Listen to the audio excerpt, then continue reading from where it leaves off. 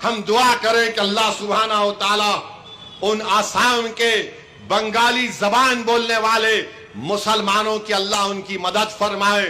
जो हुकूमत जुल्म कर रही है, याद रखो तुम वक्तिया तौर पर जुल्म करोगे, तुम्हारा जुल्म मिटेगा इंशाअल्लाह ताला। तुम्हारा जुल्म मिटेगा, तारीख में तुम्हारा नाम नहीं होगा। तुम एक असेंबली का इलेक्शन जीतने के लिए गरीबों को अपने घर से बेघर कर रहे हो। अरे क्या तुम जमीन नहीं दे सकते? तुम्हारी हुकूमत की मिशन वसुंधरा में तुम क्यों नहीं देते आसाम में बंगाली जबान बोलने वाले मुसलमानों को?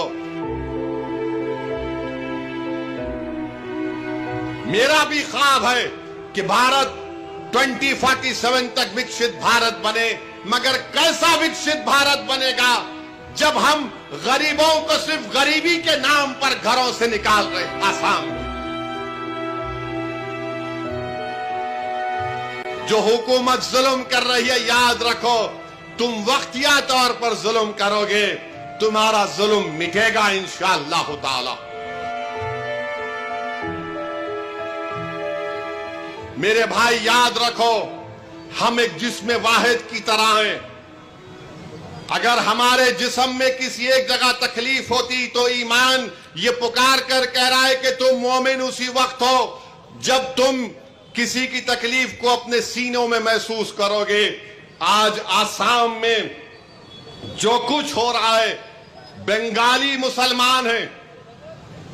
आसाम में दो किस्म के मुसलमान, एक बंगाली जबान बोलने वाले जिनको मियां बोलते, और एक दूसरे आसाम के मुकामी जिसको अंग्रेजी में बोलते हैं इंडिजीनियस। आपको जानकर तकलीफ होगी कि आसाम में वहां के चीफ मिनिस्टर ने एक मिशन वसुंधरा शुरू किया, जिसके तहत अगर कोई गवर्नमेंट की जमीन पर अपना घर बना लिया, खेती बाड़ी कर रहा है, तो उसको हुकूमत उनको जमीन के हुकूक देगी, रेगुलाइज करेगी। मगर बंगाली जबान बोलने वाले मुसलमानों को मिशन वसुंधरा में उनको जमीनें नहीं दी जा रही हैं। आप सोचो थोड़ी देर के लिए, जुलाई 2025 में 3,300 बंगाली जबान बोलने वाले, बड़ी तादाद में मुसलमान भी, हिंदू भी है थोड़े बहुत, उनको बेदखल कर दिया गया, उनको निकाल दिया गया। कितने? 3,300 परिवारों को, 3,300 अफराद को नहीं।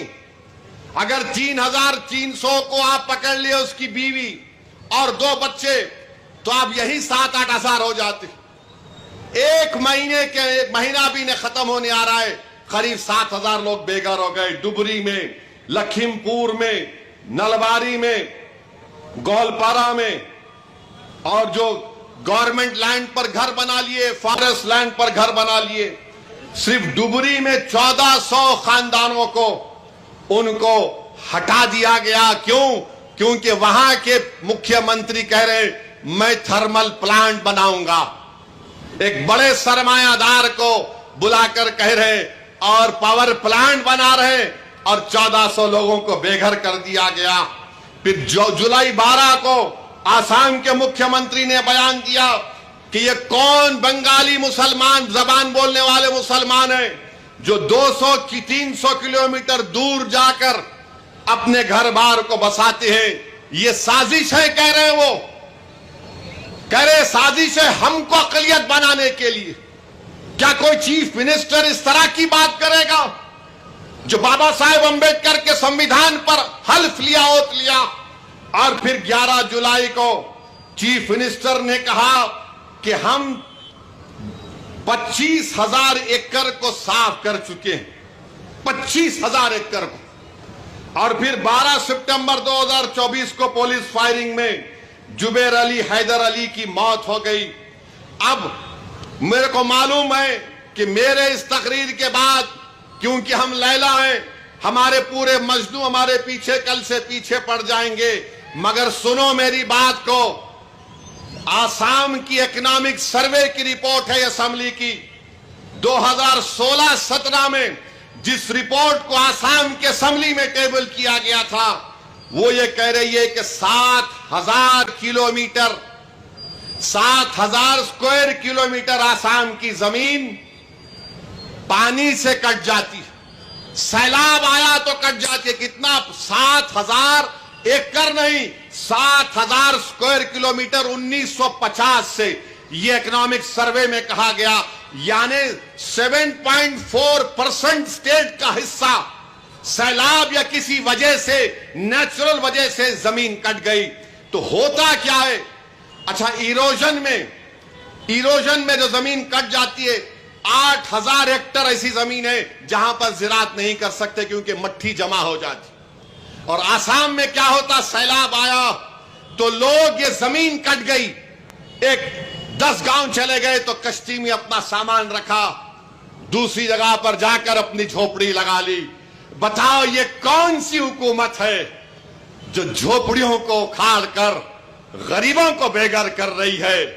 कैसा भारत, विकसित भारत बनेगा? मेरा भी ख्वाब है कि भारत 2047 तक विकसित भारत बने, मगर कैसा विकसित भारत बनेगा जब हम गरीबों को सिर्फ गरीबी के नाम पर घरों से निकाल रहे आसाम में। और क्या यह बात सच नहीं है कि 9 अप्रैल इंडिया टुडे का कॉन्फ्रेंस में लेट अरुण जेटली ने क्या ये नहीं कहा था कि भारत में 30 करोड़ लोगों के पास जमीन नहीं है? 30 करोड़ गरीबों के पास भारत में जमीन नहीं है। बताओ मोदी जी, बताओ आरएसएस, बताओ बीजेपी के नेता जो आए दिन गालियां देते हैं। अरुण जेटली ने कहा था 2015 इंडिया टुडे के कॉन्क्लेव या कॉन्फ्रेंस में 9 अप्रैल को, 30 करोड़ लोगों के पास भारत के जमीन नहीं, लैंडलेस है। और आसाम में एक तरफा कार्रवाई की जा रही, एक तरफा कार्रवाई हो रही है। हम दुआ करें कि अल्लाह सुब्हानहू व तआला उन आसाम के बंगाली जबान बोलने वाले मुसलमानों की अल्लाह उनकी मदद फरमाए। जो हुकूमत जुल्म कर रही है, याद रखो, तुम वक्तिया तौर पर जुल्म करोगे, तुम्हारा जुल्म मिटेगा इंशाअल्लाह ताला। तुम्हारा जुल्म मिटेगा, तारीख में तुम्हारा नाम नहीं होगा। तुम एक असेंबली का इलेक्शन जीतने के लिए गरीबों को अपने घर से बेघर कर रहे हो। अरे क्या तुम जमीन नहीं दे सकते? तुम्हारी हुकूमत की मिशन वसुंधरा में तुम क्यों नहीं देते आसाम में बंगाली जबान बोलने वाले मुसलमानों को? तो मेरे अजीज दोस्तों और बुजुर्गों, ये बहुत जरूरी है कि हम इन बंगाली जबान बोलने वाले हमारे मुस्लिम भाइयों को याद रखें।